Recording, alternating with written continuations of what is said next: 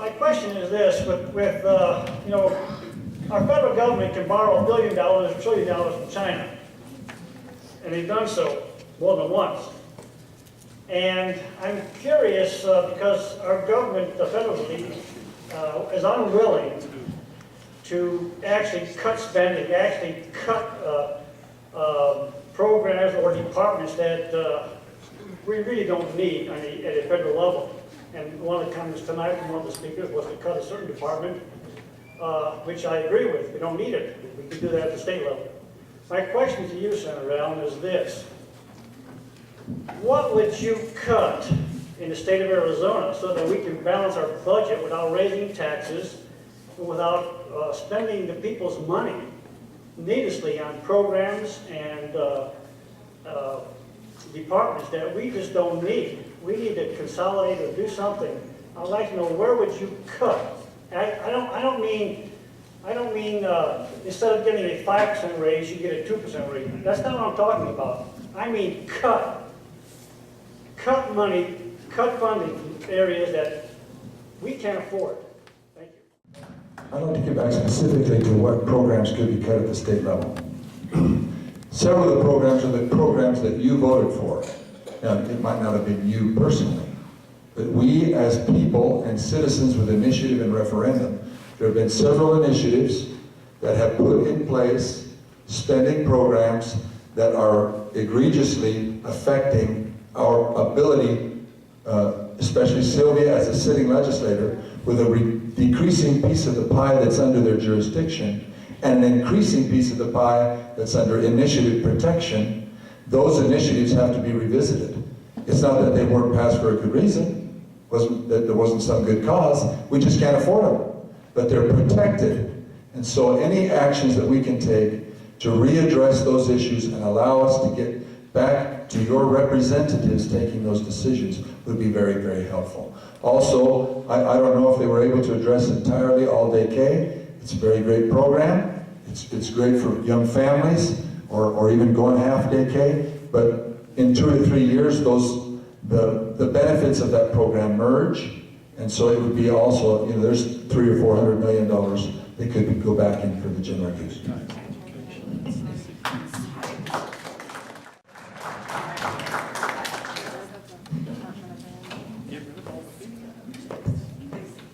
Thank you guys so much for coming. I really appreciate it.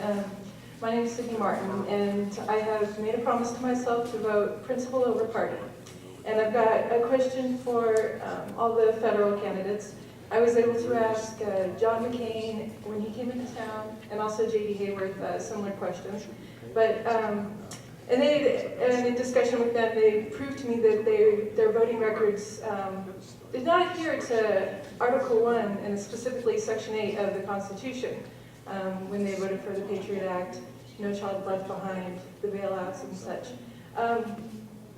So my question for you guys is, what will you do if a bill comes before you, and whether it's pressure to vote out of fear, as was the bailout or the Patriot Act, or pressure because it's a good thing to do, but it's unconstitutional. It's not defined in Article 1, Section 8. What will you do? Thank you, that's very good. And also the 17 clauses in Article 1, Section 8 that enumerate the powers, and the 18th clause that allows the enabling of that, what's necessary and proper, those, and I agree totally with Brad. If it does not enumerate its authority, then it should not be passed, and I will not be voting for it. The flip side also is, it's not just the 10th Amendment, but the 9th Amendment. The 9th Amendment that we don't talk much about. That's just the People's Amendment. That if it's not enumerated to the people, it's still your right. It doesn't have to be taken away by any edict. It is your right if it's not enumerated. And those constitutional values, the values, not just the words, but the 286 values of the Constitution that we esteem as critical must not be abrogated. And I also commit to that extreme, absolute requirement that we cannot pass that which cannot be supported by the enumerated clause. You had brought up the protective initiatives. And those are things that the voters found important, and they wanted to make sure that the funding was there. It seems that there is a big disconnect with the legislature and what the voters want. And they're wanting to cut what the voters find important. The voters found education important. The legislature has cut education. So education, we find it important. We think it's important for our kids to be well educated. I don't see that from the legislature. Thank you. I'm not standing in any way contrary to the idea that education is important. The original Constitution, when we were allowed in as a state, they would not admit us with initiative or referendum. The idea of initiative was that the people could initiate a cause that was important to them, and that's fine. But in the Constitution, there was a check and balance on everybody, including the people. It's not a democracy, it's a republic. There's a check and balance on everybody. But with Prop 105, that was taken away. So now those are all protected. You can't, unless you further the aims of the initiative, you can't make any change to it. So when we had Prop 301, we put, I don't know, $338 million into university construction first, and then community college construction, and last, number 10, was the teachers, but it goes in order of filling. So when the money goes down, the first pot gets filled, but the teachers don't get the money.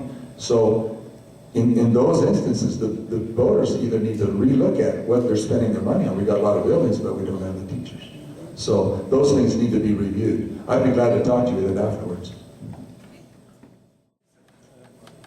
On behalf of the mayor and my fellow council people, we want to welcome you to the city of Winslow. Well, the city of Winslow welcomes you also. I don't have any questions, I guess. I'm not expecting the answers. But when we look at the economy, we look and you people here have an opportunity to plant a seed, what I call plant a seed, workforce development. Today in this economy, we need an educated and trained workforce. A workforce that companies can look at, especially in these rural communities. We need that help. We need that assistance to get that type of development going. Somewhere, somehow, I know the budgets are tight. I know the economy is very up in the air. But we can't forget our people, the people that generate the income, the jobs, to bring this country of ours back up to where it's supposed to be and have the pride that we've always had in America. Thank you. To the point of education and workforce development. In the 1990s, Lester Pierce and I, Senator Pierce, promoted and successfully passed the joint technological education districts where you have ability with high school and junior college cross-training. And it's something that you adopt locally and could be adopted. I don't know if they have one here in Winslow. I know that they have one in Holbrook and other areas of the state. So that can be very effectively used to focus. But Sylvia's point of natural resource base, this district, its wealth is in natural resources. You have an incredible possibility here with east-west power, transportation systems and water, that there are attractive things for Winslow, and those need to be developed. But one very critical aspect is, for example, and I'll use this example, the uranium deposits on the Strip, enough for 15 power plants for 100 years. Yes, it's clean energy, says Obama, and then he lets Salazar pull those all off. That's 1,200 jobs, $80,000 a job. When you have that type of impact on us over and over and over, you just have a stalemate. So we need to get over that.